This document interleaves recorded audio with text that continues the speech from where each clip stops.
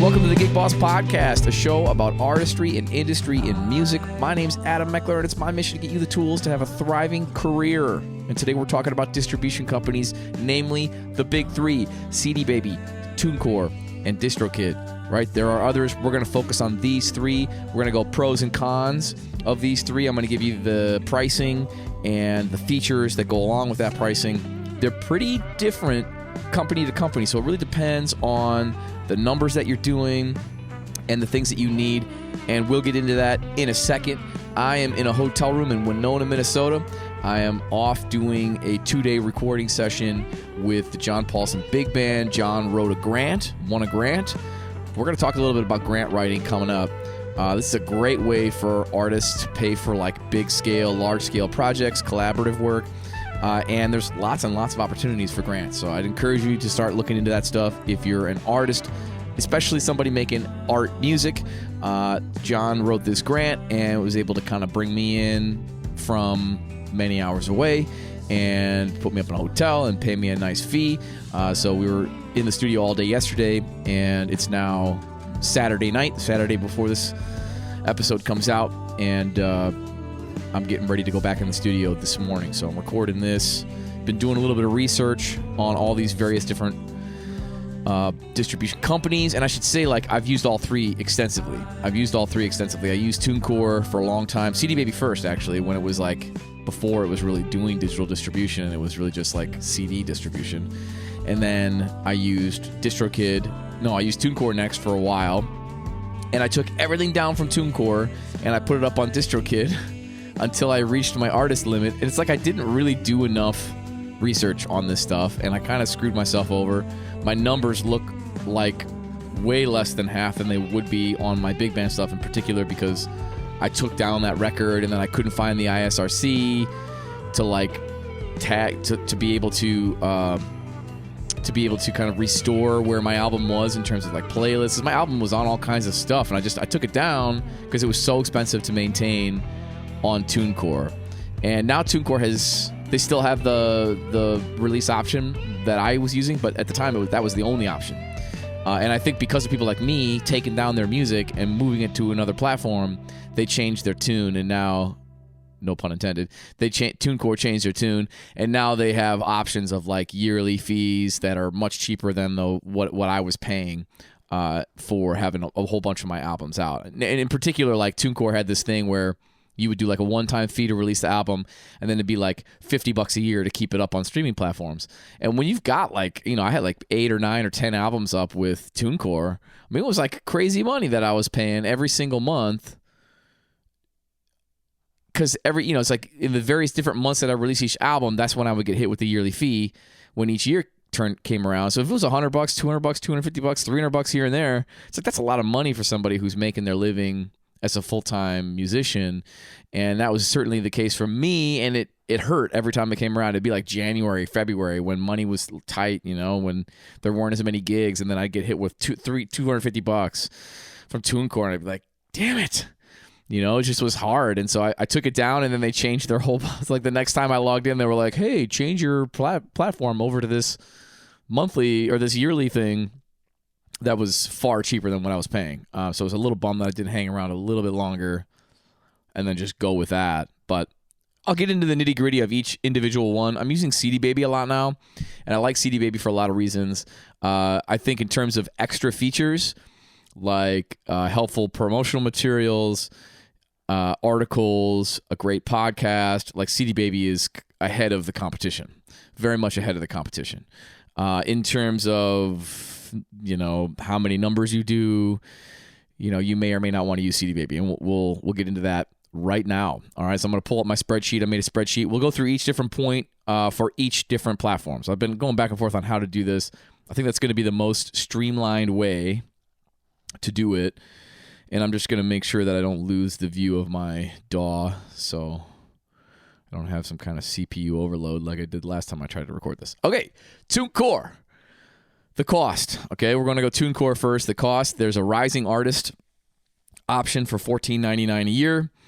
There is a breakout artist option for $29.99 a year, and there's a pro option for $49.99 a year. And my gut tells me that once you reach a certain number of albums, you can't do the rising anymore. And the only reason I say my gut is because they literally don't say anything about it on their page.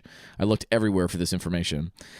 But I know that I'm ineligible for that, and I've released a bunch of albums with Tunecore. So they must say, like, after a certain point, you're no longer a rising artist, you're a breakout artist.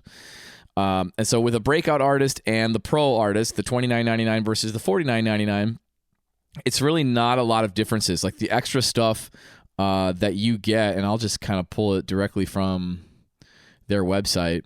The extra stuff you get between the $29.99 and the $49.99 is like you get access to exclusive partnerships, which would be like partnerships with Tidal, Twitch. You know, Twitch is that like live streaming company. That's pretty great. Twitch music has become a big thing, but I don't know like what the partnerships entail. Probably just means that your music gets distributed there and could get used in live videos, which then you could get paid for. Promotional opportunities, so that means that you can advertise, so that if you want to spend more money, you can spend more money to spend more money. These are all things you get in the $49.99 option. You get pro panels and expert advice sessions. So you get like small group workshops with industry experts. You know, if it were me, like I don't know how much I would utilize that stuff. And you get a custom label name. I already have a custom label name. It's like if you're an established artist, you've already, and maybe a lot of you haven't done this yet, but this is all stuff. It's like interesting. Like they walk you through like doing a lot of these things, but this is all stuff you can do on your own. This is, as you'll find, is kind of a theme throughout this. I created my own label name. I got it's called Meckler Music House, and I got an EIN, right? An employer identification number, which means I'm an official business. And then I put all of my music income through Meckler Music House, whether it's performance stuff or releasing album stuff or publishing. Meckler Music House is the official publisher name that I use on ASCAP and BMI. I'm registered both as a publisher and as an artist in those things. We're going to get into ASCAP and BMI a little bit here, but I'll probably do a separate episode where we kind of dive deep. And this is all stuff that I've really been trying to learn and apply in my own life and my own career based on conversations I'm having on the podcast, but also just like based on my own experience, knowing that I should have been doing this stuff all along because I'm leaving money on the table. All right, custom label name. You can use your own UPC, and you can have you can restrict where you want your music to go, country to country. It'll put your recording location, and the interesting thing about this one is the $49.99. If you want to do an additional artist profile, it's another $14.99 a year. And you know, in the $29.99, $14.99, it doesn't say that it's only one artist name. And I'm interested to know if it is only one artist name or if it's multiple artist names. I always released multiple artist names, but I always paid per release via Tunecore. So that's kind of a missing piece that is yet to be determined. And I think that's an important piece of it that we should probably know. So I'll do a little bit of research and come back. But that's what we've got for pricing on Tunecore. We've got the $14.99 a year option, breakout artist $29.99 a year option, and professional artist $49.99 a year option. And that's the only one that addresses the additional artist profile cost. The other ones don't say that there's an additional cost for an artist profile, which seems weird, but you do get more things. So maybe they're saying like if you get more things from multiple artists, then you have to pay for those more things from multiple artists. Either way, yearly fees are what killed me in the first place. So this is the stuff that this actually would be much cheaper than what I was doing because I had multiple albums where I was paying $50 a month, and here you could pay $50 a year. I mean, here you could pay $50 a year, and that covers all your releases, except if you want extra additional artist names. And for me, I'm releasing under Adam Meckler Quintet, Adam Meckler Orchestra, Jan Nyberg Group, Jan Nyberg 5, Lulu's Playground. You know, I've got way too many artist names, Supercell, that I play in a lot of bands, and a lot of them are led by me. So that becomes an issue when you look platform to platform. So let's head back to my spreadsheet and go, that's pricing. So we're just going to go through pricing for Tunecore. Oh, and there's some free options for Tunecore. So There's a free option where they'll release your music only to social platforms. So it doesn't go on Spotify, it doesn't go on Apple Music, it doesn't go on Amazon Music, it doesn't go on Tidal, Deezer. It just goes on social platforms. This seems like a weird option to me, but it's totally free. And then they take 80% or they take 20% and you get 80% of the royalties. My guess is that there are very few royalties. And the reason I know this is because I've looked up how much you get paid per stream on social platforms, and it is far less even than a company like Spotify, where the average payout is like 0.0045 or something, 0.006 cents per stream. Okay, so it's far less than that on social platforms. So it's like, unless you have many, many, many millions of views on a video where your song is used, which could happen,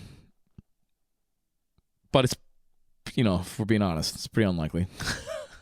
But it could happen. I don't see a whole lot of reason for a normal person who wants to get their music heard to only release via social platforms and release free. But if money is a big issue for you and you really can't do anything financially, there is a free option.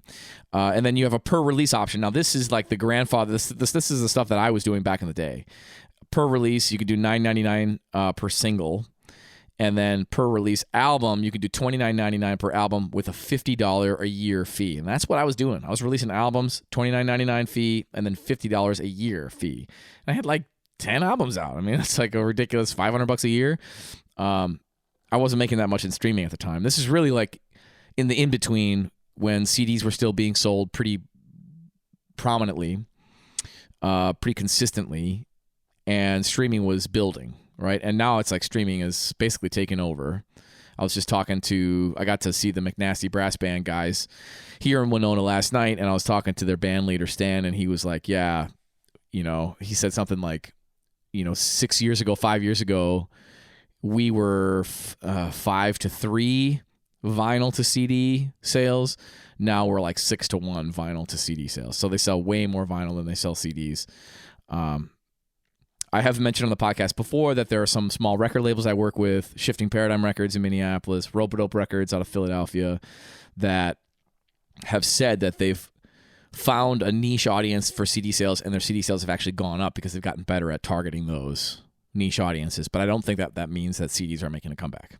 I do think that some people want physical things, physical copies of music. But you can achieve that with vinyl, and it's more fun to collect vinyl for people now. And now I know for sure that like Advanced Duplication Services, which is a massive duplication service in Minneapolis area that services like Copycats Media and a whole bunch of companies that you may have heard of and used. ADS actually does their printing, and ADS just invested in a boatload of vinyl presses. So it's happening. Vinyl is happening more and more, and it's going to theoretically, as we get more vinyl pressing machines, that'll get a tiny bit cheaper for artists. So anyways, I went on a little ramble there. Let's talk about Distrokid pricing. Okay, and then we're going to go through like covers, mechanical royalties, check marks, publishing, that kind of stuff. This is all, in my mind, this is the big stuff. This is the big stuff that you want to be paying attention to. So Distrokid pricing, you do it by artist. And this is what bit me. And when I didn't really know, like I moved my music over from Tunecore to Distrokid, thinking like, okay, now I'm only paying a small amount of yearly money instead of per release yearly money. And that was, of course, until I dug into the nitty gritty, because when you release covers, there actually is a yearly fee for covers. Each cover song is yearly fee. We'll talk about covers.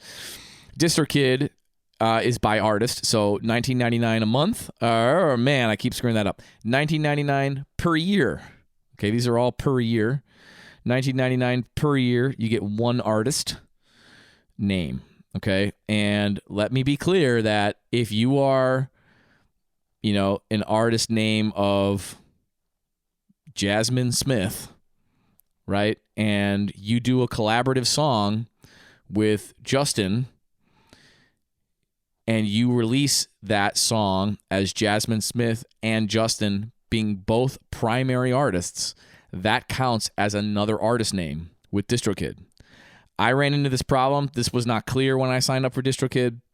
because I have so many artist names, I thought, okay, as long as I stay under 5, and this actually isn't the case anymore, but for me, I'm grandfathered into 5 artists at $35.99. Now it's 2.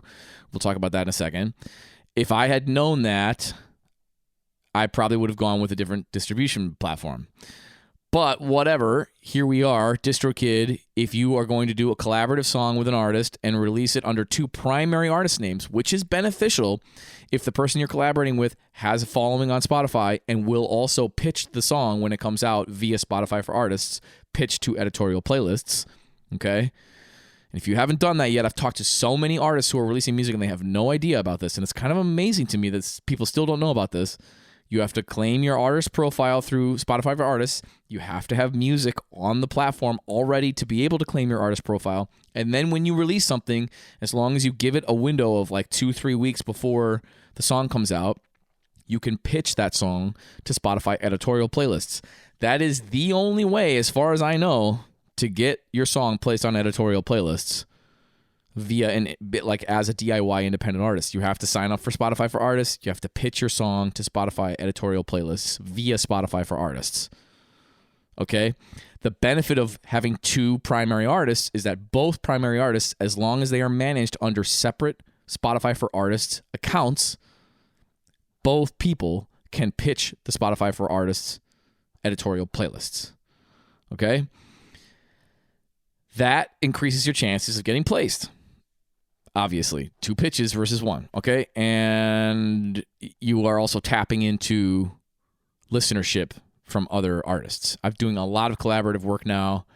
I think it's one of the great ways to get connected in the web of artists. And I think about it the same way that I think about like collaborating with artists in real life. It's like we're attracted to artists because of the music that they make. And when you work with those artists, you benefit from their audience too. It's like you become connected with them in a way that's really cool and deep, and you can share. This is why we find opening bands that complement our bands when we play shows. Nookie Jones would do this all the time. And then you start to build a fan base that both likes great bands that sound like you or that are complementary to you and your band, right? It's the same way online. You start collaborating with some artists on recordings, and you're going to get to tap into their audience, and vice versa. They're going to get to tap into your audience. All right. $19.99, 1 artist. $35.99, 2 artists. $79.99 up to 5 artists. $139.99 up to 10 artists. Okay, and it keeps going up from there. So it's a lot of money if you have a lot of artist names like I do through Distrokid. The difference there is that you get lyrics and data. So you get like the more advanced data analytics. You don't get that with the $19.99 plan. You can do synced lyrics on various different platforms that have sync lyric options on the $35.99 plan. And you can customize things like the release date. You can customize things like the price for downloads. And you can customize things like the pre-order date, okay? You cannot customize those things on the $19.99 plan. And now the $79.99 plan, you get all that same stuff, lyrics, data, customizable release dates, and you get between 5 and 100 artist names. So this makes sense for somebody like me, who is a DIY artist who has many bands that I lead. This makes sense for somebody who's a record label and that's releasing music as a record label with lots of different artist names. But the cost does increase as you get over certain numbers of artist names, 5, 10, 20, etc. Yearly fees, $19.99, $35.99, $79.99 plus. Tunecore yearly fees, $14.99, $29.99, $49.99. All right, so pretty similar, but there are definitely some significant differences in there. Okay, CD Baby, we're going with costs. CD Baby, no yearly fees. All right, this is why I love CD Baby personally. I'm going to try not to be too biased because CD Baby does take a cut of mechanical royalties. Okay, so Distrokid and Tunecore do not take a cut of your mechanical royalties as long as you're releasing original music, and we'll get into covers a little bit. Distrokid and Tunecore do not take a cut of your mechanical royalties. They collect your mechanical royalties and give you that money, okay? CD Baby takes a 9% cut of your mechanical royalties, But the fees to release an album are one time and one time only. So if you're paying $35.99 a month, or I keep saying that, $35.99 per year on Distrokid for 2 artists, you can be releasing as many artists as you want on CD Baby with one-time fees of $49.99 for singles and albums for them to collect all of your rights, performing your PRO rights, your mechanical organization rights, your mechanical royalty rights. They'll take care of all that stuff. Mechanical royalties. I keep saying rights. Mechanical royalties, and you're performing. They have like a PRO option where they'll register your songs. That all is included when you register your songs with ASCAP and BMI. That's all included when you do the $49.99 options. It's the same for an album as it is for a single. So that's a little tough. There's no price difference between single and album. They're kind of pushing you towards releasing an album in that regard. $49.99 one-time fee to release a single and have them collect your mechanical royalties and be able to register your music with a publishing rights organization. And then also $49.99 if you release an album, and the same perks. They also have $9.99 options where you release, it's a one-time fee of $9.99. You can release a single, one-time fee of $9.99, and you can release an album. Okay? But CD Baby will not collect your mechanical royalties in those scenarios. There is no publishing option in those scenarios. All right? It's literally like, we'll put your music up on these platforms for this one-time fee of $9.99. So if you want your music to be up, you're not so worried about collecting things. If you're releasing a throwaway single to be able to claim your artist profile on Spotify and you're not worried about promoting that single, you need a song up there to be able to claim your profile and start the process of releasing your first album or something, this would be an awesome option for doing it on the cheap, okay? CD Baby takes 9% of your mechanical royalties when you pay that one-time fee of $49.99. 9% of your mechanical royalties. That's not nothing, okay? If you are doing massive numbers in streaming, millions and millions of streams, it might be worth it for you to do a yearly fee under a company like Tunecore or Distrokid, because they give you 100% of your royalties. If 9% adds up to a whole bunch of money, right? If 9% adds up to more than, say, $35.99 a month or a year for Distrokid, or $79.99 a year for Distrokid, or $29.99 a year for Tunecore, then you'd be better off releasing with somebody other than CD Baby. Now, me personally, I'm doing a lot of streams now, a lot more than I was, but it's still not economically reasonable for me to pay yearly fees with the amount of money that I'm making on streaming. And so I've been releasing a lot of music via CD Baby recently. The one-time fee is very nice for me. I like paying one time, even if it's $50. Because I was doing that every single year. I was paying $50 for years and years and years. That ends up to be thousands of dollars.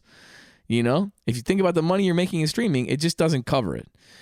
Depending on who you are. If you're doing huge numbers and you don't know, so this is one thing that you can do with CD Baby is you can release under $9.99, and then if your song gets placed on an editorial playlist, if it blows up on TikTok and you end up getting millions of streams and you start to see it growing, you can upgrade to $49.90. You can upgrade for $40 to the pro option, where you get the publishing options and you get the mechanical royalty collection, okay, via CD Baby.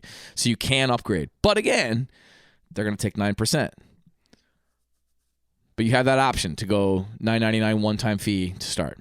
Okay, so let's talk about covers. All right. Covers has been a really interesting topic for me to research, because the Mechanical Licensing Collective, the MLC, has now, let's see if I still have this up on my MLC. The Mechanical Licensing Collective. They now require, this is a government-issued organization, they now require Spotify and YouTube and these various, well, YouTube is a little bit different. We can get into that. Spotify, Apple Music, to pay royalties for covers on their platforms. Okay, streaming royalties, because a mechanical license for something like a cover song really only makes sense when someone is going to either download the song and have it live on their machine, or they're going to buy a physical copy. And these are actually two different licenses. So there's digital download licenses that you can buy, and there are physical download licenses that you can buy. Even though a vast majority of people who are releasing music are not actually selling downloads on iTunes anymore. This was a big thing early on. It was like, pay 99 cents to download this track. Even though the vast majority of listeners are consuming via streaming, they still require that you purchase at least 100 digital downloads as a license, okay? This is really interesting because if you're not going to have people download your song, and you're not going to print physical copies, Spotify actually pays the people whose song you're covering to cover their song. That's taken care of via the streaming organizations now. So in my mind, there should be an option where you can only release to streaming, and then you don't even have to pay a cover song royalty. Now, people who wrote the songs should get paid. I'm not saying people who wrote the songs shouldn't get paid. What I'm saying is they're already getting paid the same thing that you were originally paying when you pay to print a CD and have covers on it, and when you pay to have people download your song on iTunes. You pay a downloads fee, a license for downloads. It's not the same thing as streaming. There's now a new thing for streaming where streaming companies have to cover this cost. And the artists you're covering do get that money. They get paid. It's just different than mechanical because it's not a physical and it's not a download, okay? So in my mind, there should be an option where you can release. There isn't, as far as I know, but there should be an option where you can just release to streaming and not even deal with downloads. And I got here because we were talking about cover songs, okay? So on Tunecore, in order to have a cover song, you have to secure a mechanical license beforehand. They suggest using they have a partnership. It's probably their own company. And you can do a $70 more than 500 downloads option, which covers you for the life of the song. Or you can do a $17 one-time fee, which covers you for up to 500 downloads. Anyone releasing music today, unless you have a network of people that you know is going to download your song, I would do the absolute cheapest option here to keep your pocketbook a little heavier. Okay? I would do the absolute cheapest option. $17 up to 500 digital downloads, $70 beyond digital downloads. I looked everywhere on Tunecore's website to see if they collect mechanical royalties for the cover songs. My assumption is that they do, but I know for sure that some companies don't, okay, for covers. And they don't mention it anywhere that I could find. So yes, they collect mechanical royalties on original music. Do they collect mechanical royalties on covers after you've gotten the license? I don't know. Some don't, some do. Part of the reason why some don't is because there is a split, where you have to pay the person who wrote the song some of the money from each download, okay? So maybe a company like Tunecore or CD Baby doesn't want to deal with that split, and so they just decide, we don't collect your royalties for covers. Okay, Distrokid, they will collect your royalties for covers, but it costs $12 a year to release a cover on Distrokid. $12 a year, $1 per month. And then 9 cents on every dollar goes to the songwriter, and the rest goes to you. That's how Distrokid does it, okay? Maybe the cleanest version, because you're not having to go and like purchase digital download license. It's like they're handling that internally. CD Baby used to do it that way. And if you have songs where CD Baby was doing that and collecting the royalties, they will still collect the royalties and still handle your licensing for the life of that release. But now, CD Baby does not collect mechanical royalties on covers, and they require that you secure a mechanical license, which isn't a mechanical license. They require that you secure a digital download license through Easy Song, which is their company that does song licensing. There used to be other companies like Limelight and stuff that did song releasing, where you could purchase the rights to songs, and a lot of those companies have folded, and I'm not really sure why. But the distribution companies have now created their own licensing companies, which makes sense from a business perspective because they can make potential money doing that, but also it allows their users to release singles, even if they're not going to collect the mechanical royalties. Okay? No on covers. So what did I say? Mechanical royalties? Okay, so Distrokid collects mechanical royalties. They pay you 100% of the mechanical royalties, right? Tunecore collects mechanical royalties. They pay you 100% of the mechanical royalties. This is for original music. Now, CD Baby for original music, they collect 100% of your royalties and they take 9%, which I mentioned earlier. On covers, they do not collect mechanical royalties.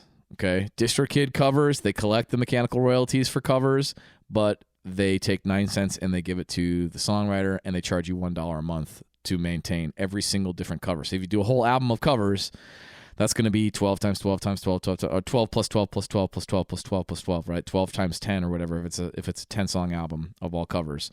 And that'll be a yearly fee of like $120, and then they'll take 9 cents on every dollar that you download. It's cleanest, but if you're doing lots of covers, maybe not the best option. Hard to say. Spotify for artists. So Tunecore has like a whole integration thing where you can like connect to your Spotify for artists account. You can see the data inside Tunecore. They'll help you manage it, update it, all that stuff. Where you update like upcoming releases. You can pitch editorial playlists. I think through Tunecore. I would suggest just like getting Spotify for artists, because Spotify for artists' data by itself is really slick. It's great and it's free. So I would suggest just getting Spotify for artists and using that personally. But if you're like wanting to just live inside of Tunecore for managing all of your stuff, there is an option for managing your Spotify for artists in Tunecore. They will get you the check mark as a verified artist. Distrokid will get you a check mark as a verified artist, and CD Baby will get you the check mark as a verified artist. Okay. Publishing. I read all of the publishing stuff for Tunecore because they have a whole thing where they're like, we'll do your publishing for you. We'll pitch stuff to playlists, or we'll pitch stuff to sync licensing agencies. We'll sell sheet music. It's like they do all this stuff. And it's pretty interesting. So they'll be your publisher, like registering as a publisher via ASCAP or BMI, and then tagging your songs to the publisher, right? So like what I mentioned earlier, like I registered as a publisher and as an artist, as a writer on ASCAP. My publisher is Meckler Music House. My writer name is Adam Burke Meckler, and I can tag when I register a song. I say this is the publisher. There's rights. There are royalties that go to the publisher. There are royalties that go to the writer. Okay. Tunecore is offering to be your publisher. Tunecore is offering to be your Meckler Music House. So what they'll do is they retain the right to license the songs. They retain the right to create instrumental versions of your songs. They retain the right to sell sheet music to your songs, and a lot more stuff. I read through this whole thing. As a long read this morning. 85% of all money that comes in goes to you. 15% goes to them for doing all this extra work. I have to say, like, unless they're getting you tons of opportunities in terms of placements, which my gut tells me they aren't. Like I've done this through CD Baby because CD Baby has a similar option, and like none of my songs have been placed on commercials or anything through CD Baby. If you want to go that route, if you want to be somebody that releases music and then also prepares it for sync licensing, I would suggest creating your own publisher, getting it registered with ASCAP or BMI, and then going to work on forming relationships with publishing houses. That's what I would suggest, because that's going to be your highest likelihood of getting placed. And then, like, of course, there's all kinds of Other stuff like, are you creating music that brands actually want? Are you regularly sending the library new music? You know, there's a lot of, is the production value high enough? There's a lot of those things that you'd have to really deal with. But from a cleanliness standpoint, you're waiving your rights to a lot of stuff here. Like I sell my sheet music through my website. I make hundreds of dollars a month selling my sheet music through my website. So I don't know that I would, like, I don't think I would sign this. And most people don't even read this stuff. You know, this is like the Tunecore publishing, like read this legal document before you sign kind of thing that many people don't read. I read through the whole thing and took notes. So there you go. 85% goes to them, 15% goes to you. They have the right, this is the other way that they make money, they have the right to invest the money that sits in your Tunecore account that comes from these various different sources until you withdraw it.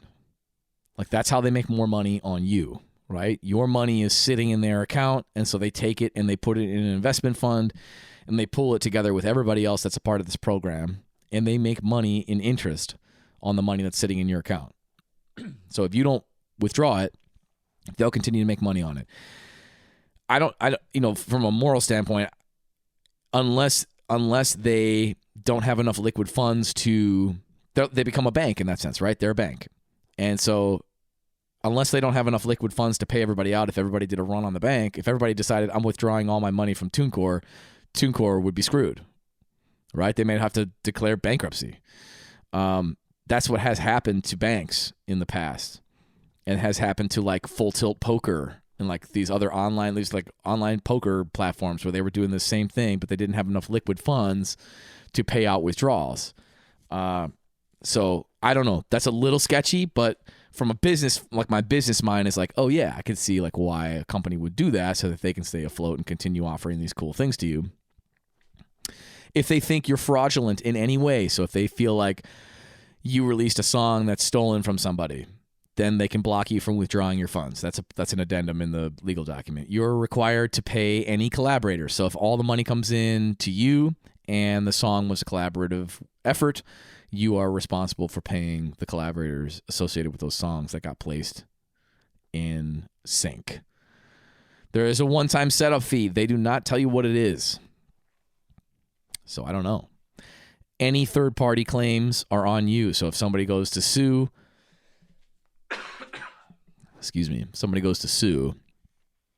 that's on you. All right?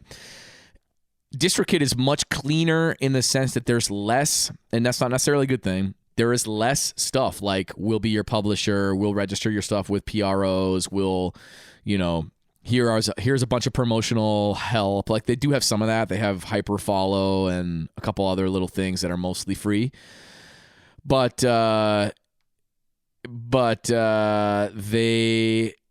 DistroKid generally doesn't have as many bells and whistles as TuneCore and CD Baby. If we go over to CD Baby, they have a very similar thing with publishing organizations.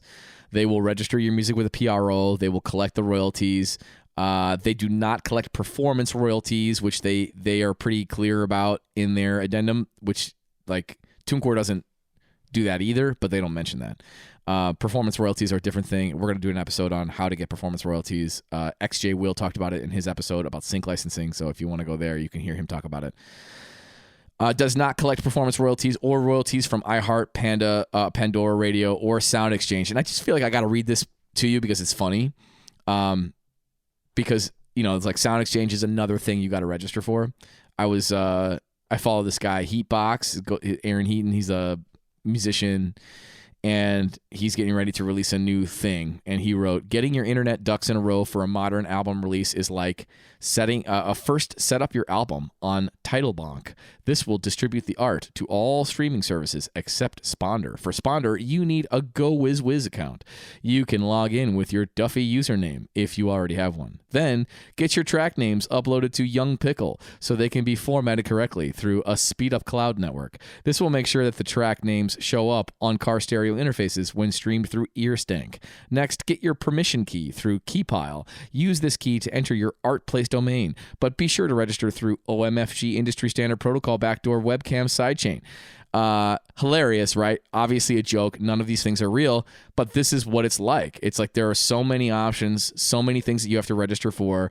The Mechanical Licensing Collective is another place where, like, if you have royalties just kind of sitting out there for music that you've made, they'll be, it's a government issued organization that's tasked with collecting those royalties for you. So it's smart to sign up for all these things, but it's a lot. Sound Exchange will collect the radio stuff. Your distribution companies like Tunecore, Distrokid, and CD Baby will collect your mechanical royalties. Some of them will also collect publishing royalties and then pay you a percentage of those royalties. And some of them will not collect that stuff. It just kind of depends on the pricing level and the company. All right, those are the big three, okay? If I kind of alluded to this, but I'm leaning towards CD Baby myself now because of the one-time fees. Even though they collect 9% of the mechanical royalties, the one-time fees I like. If I start doing huge numbers, which I'm working towards, and that would be awesome, I'd be happy to be doing that. If I start doing huge numbers, I may switch over to doing the 5 to 100 artists on Distrokid. I'm a little disenchanted with Tunecore, even though I think Tunecore is doing a good job with their new pricing outlines. It's just because I paid them so much money for my releases for so long, took everything down, and then they changed their payment platforms like 6 months later, a year later. I logged in and I was like, God damn it. So I'm just a little frustrated by them, but there are lots of good options for each here, right? So choose the one that's best for you. I would suggest that you get on and just take a look. I will put this spreadsheet I made somewhere. Where should I do that? Should I put it on the Gig Boss website? gigbossapp.com. Yeah. I'll do something with it, and then I'll let you know what I've done with it. But you can always check back to this episode, pause things, take notes. It's always a good option for knowing what the heck is going on with these three major distribution companies, all of which I've used. Okay? That's it for today. Thank you so much for listening to the Gig Boss podcast. If you dig the show, please tell a friend. Text somebody and be like, yo, listen to this episode. We got to listen to this before we release our new album. All right? Post about it on social media. Tell somebody that you dig the show. We're trying to grow this thing. The more we grow, the better guests we can get. All right? We've got amazing guests so far. I want to keep getting the best. I want to keep going. I want to keep growing. And I can't do that without you. So if you dig the show, tell somebody. Tell somebody. I'm doing the work. I'm trying to make this thing an awesome show. And that's it. I appreciate you listening. I assume that if you're still going, you're one of the real ones. So if you are a performing artist, if you are a band leader or a freelancer who plays in multiple bands, I developed an app called Gig Boss. And it is on iOS and Android. It is a way for you to manage the schedules of the bands that you play in and your own schedule. It is a way for you to book the bands, book the members of the bands. It is a way for you to manage your finances. Okay? It is those three things in one. It does those things with varying degrees of efficiency. But it's a great tool, and it's getting better every single month, and we're actually adding a bunch of stuff right now that will make the financial tracking stuff a lot slicker. Okay? A lot more automated. Which many of you are in tax time right now. This has been a nightmare for me my whole life. And so I developed because I was a full-time player for 10 years, 11 years. And now I play a lot, but I'm also teaching. I needed this. I needed this tool to help track all this stuff because tax time was a nightmare every single year.